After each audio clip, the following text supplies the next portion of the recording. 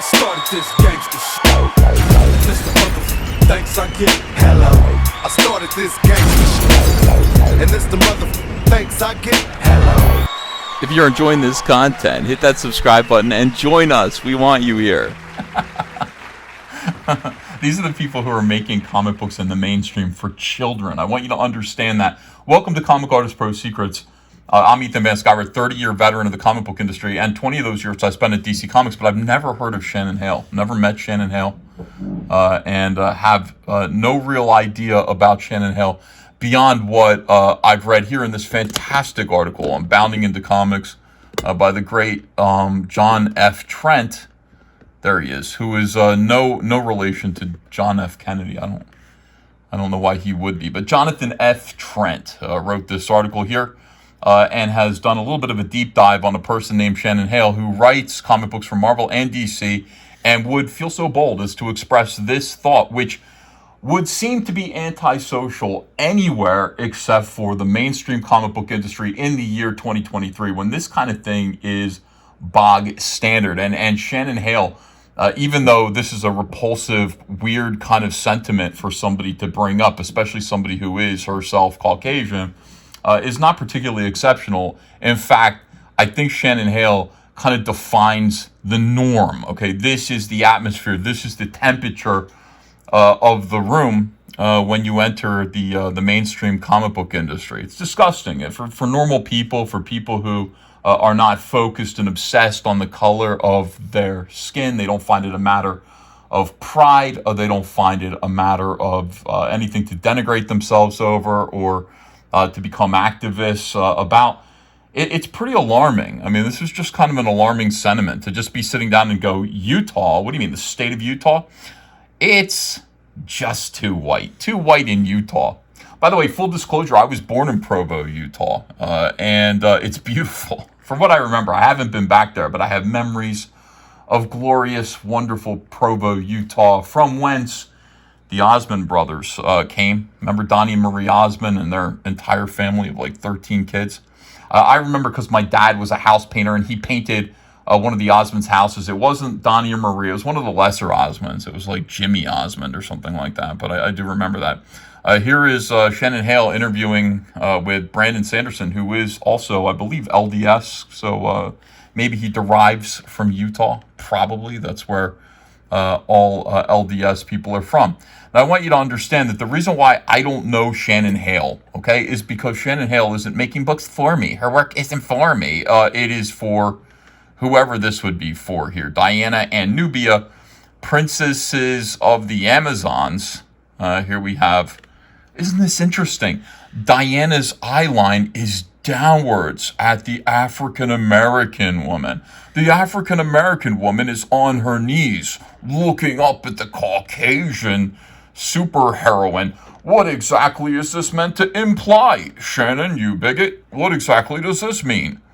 And then down here also, we've got, the Unbeatable Squirrel Girl, which I think I've endeavored most of my comic book reading, as well as drawing and creating career to avoid. So even though Unbeatable Squirrel Girl, mainstay of Comicsgate, I think Comicsgate was launched in no small part thanks to making fun of this character and the terrible, downright terrible and insulting comic books that were written about Squirrel Girl here, this particular character.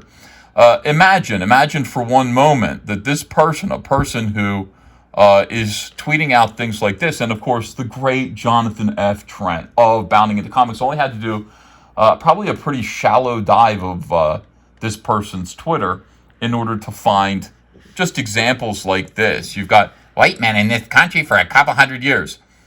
We will do everything. In fact, we will make it illegal for women or non-white men to have any authority whatsoever. It's all us. And then also white men. You can't blame us for everything bad that's happened on... you can't blame everything that's bad that happened on white men. Things that never happened and were never said. In fact, mostly probably, not to dwell too deeply on this premise, but founding fathers of the United States of America, largely all Caucasian men. By coincidence, I'm sure it was just a coincidence, We didn't quite have as many Latinos in the United States of America back then as we have now, so maybe, who knows? But by coincidence, most of the good things that happen in this country could also be attributed to white men, if that's what you want to do. If you want to actually focus on skin color, immutable characteristics, things that people can't control, accidental circumstances of one's birth, you might also say that you can't blame everything that's good, or you could blame everything that's good in this country on Caucasian men. But why focus on that when you yourself are Caucasian and you need to win woke points with your peers by denigrating people who look like you?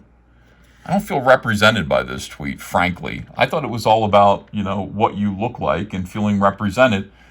I don't feel represented by this. And here we have Shannon Hale saying, will I regret tweeting this? Probably. Only my mentions will tell. Mood? Eating an entire bag of Swedish fish that I bought for my son. Waka waka. Oh, you're so wacky. You're so fun with your racism. Don't choke on these. Whatever you do, don't choke on the Swedish fish. By the way, Swedish fish, most of the population of Sweden, also probably too white. Just a point of fact. Sweden also, very much the demographics of Sweden similar to Utah, and we got great things from there. We got Swedish fish. Here we have a very base tweet. We need more young people like Kyle Rittenhouse and less, I think you mean fewer, like Greta Thunberg. Well, fortunately, we have very few like Greta Thunberg. We don't have Greta Thunberg at all because she's not even an American. But I would say beyond this, Deanna Lorraine for Congress, I would say what we need fewer of are people like the ones that put Kyle Rittenhouse in a self-defense situation a couple of years ago. And thanks to Kyle Rittenhouse, we do have fewer of those. So that's good. And then you've got Shannon Hale, who's reacting to this like a vampire to garlic. Of course, a white supremacy radicalized boy.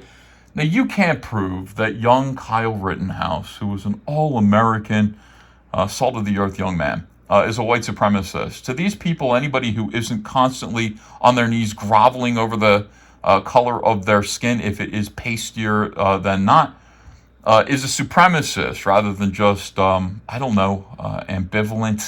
not interested, disinterested in the color of their skin of being white.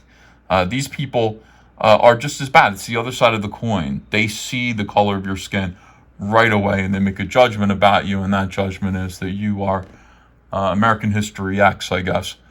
Anyway, he went to another town with people hunting guns with the intent to use them, and is charged for, no, he wasn't. He didn't murder anyone. He was acquitted of that. Self-defense versus a girl who pleads with people to protect the earth. A poor girl who is on the spectrum, I think, God bless her, who was programmed by her parents and instilled with such fear that the sky is falling. And this is the thing that leftists do, by the way, leftists like Shannon Hale.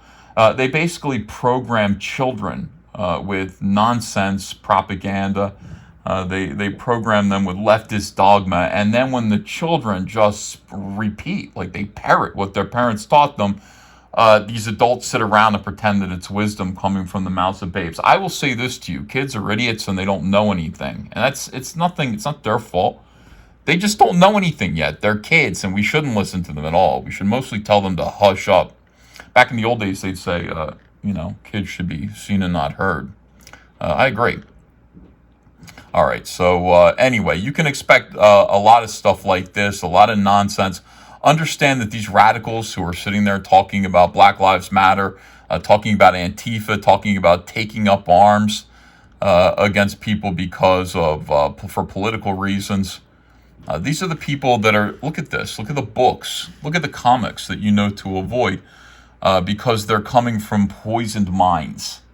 They're coming from minds poisoned with hatred, poisoned by leftism, which can only create demons. Like radical leftism, that's, will create a demonic individual. Let me see what else we got here. Anything else interesting? Explaining things. This is called white splaining. I think this is the posture of white woman splaining. And as Yellow Flash, the great YouTuber Yellow Flash, once observed, white woke women, the cause of most of the problems in the world right now. I don't know why that is, but it seems to be true. I don't know why that is. It's just a strange phenomenon there. Anyway, shut up, Shannon. And if you're not interested in this kind of nonsense, and you don't want to support the mainstream comic book industry that's filled with filth, degrading, hateful nonsense, why not go to Indiegogo and back Electric Blue Cyberfrog action figures? Now, I've got a comic book called Cyberfrog, and it is not woke, not at all. And because of the success of that comic book, we've been able to make action figures. Here he is. Look how cool he is, right here. Action figure. This is a Cyberfrog action figure, the modern one. And over here, of course, is the beautiful Heather Swain wearing an All Caps Comics t-shirt, of course, and ready for fighting. Look at that. She's got a knife. And she's ready to go to war against the Vespis.